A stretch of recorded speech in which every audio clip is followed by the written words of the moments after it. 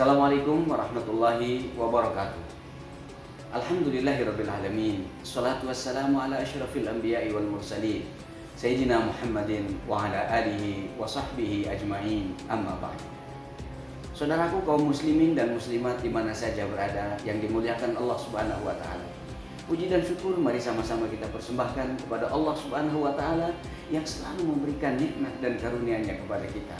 Semoga Allah terus tambah nikmat dan karunia-Nya kepada kita dan kita mampu menggunakan nikmat Allah untuk sujud, tunduk dan ibadah kepada Allah Subhanahu wa taala dalam berbagai macam bentuknya. Saudaraku kaum muslimin rahimakumullah. Kalau kita perhatikan dalam ayat-ayat Al-Qur'an dan hadis-hadis Rasulullah sallallahu alaihi wasallam, betapa posisi orang tua itu sangat mulia di hadapan anak-anaknya. Menurut Allah, menurut Rasulullah Shallallahu Alaihi Wasallam. Bahkan dalam hadis itu dosa besar ada 7 dosa besar. Itu setelah musyrik menyekutukan Allah Subhanahu Wa Taala. Yang kedua itu adalah hukukul walidain, menyakiti kedua orang tua.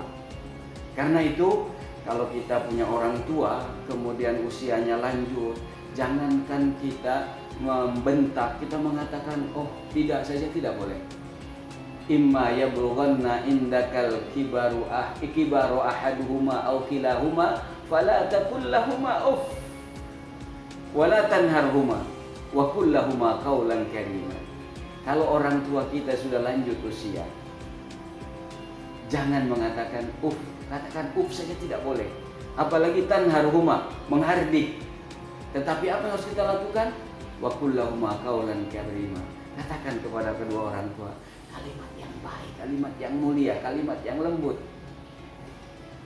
Kenapa saat orang tua lanjut usia kita diingatkan oleh Allah seperti itu? Karena kalau masih muda orang tua tidak ada yang repotin, nggak ada yang merepotkan, makan sendiri, mandi sendiri dan seterusnya, belanja sendiri, bepergian sendiri. Tapi begitu sudah uzur, makan harus disuapin, mandi harus dimandiin, belanja harus dibelanjain dan seterusnya. Di situ ujian terbesarnya. Ada satu kisah yang menarik. Mungkin saudara-saudara sekalian pernah dengar nama sahabat pada zaman Rasulullah SAW, namanya Alqamah.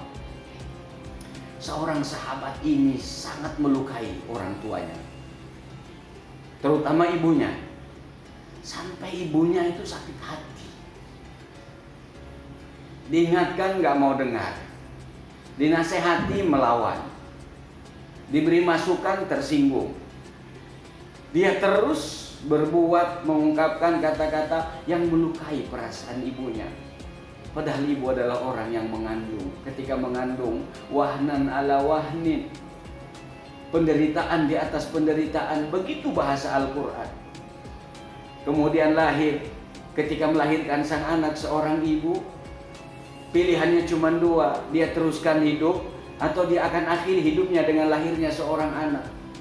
Begitu sudah lahir, urusan ibu dengan anak pun tidak selesai. Malam-malam nangis seorang anak.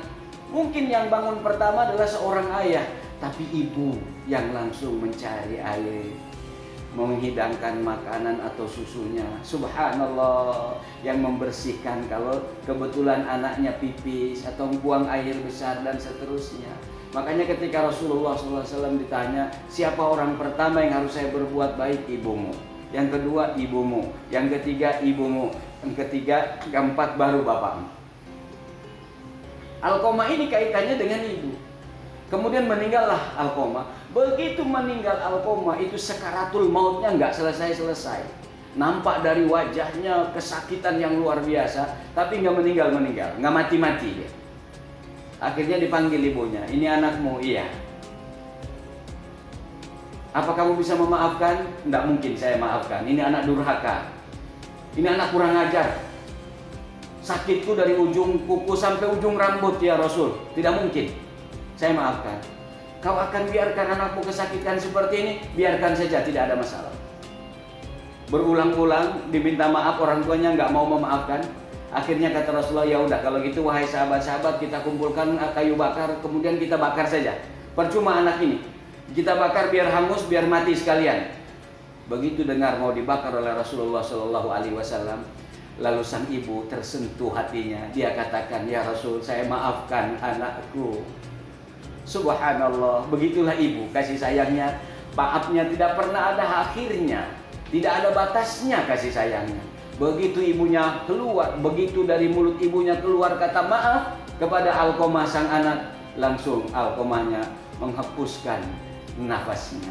Dan Rasul Shallallahu Alaihi Wasallam mengatakan, insya Allah Alqamah menjadi ahli surga setelah dimaafkan oleh kedua orang tuanya. Sebagai anak, jangan pernah kita menyakiti orang tua. Mudah-mudahan kita sebagai anak bisa menghormati orang tua.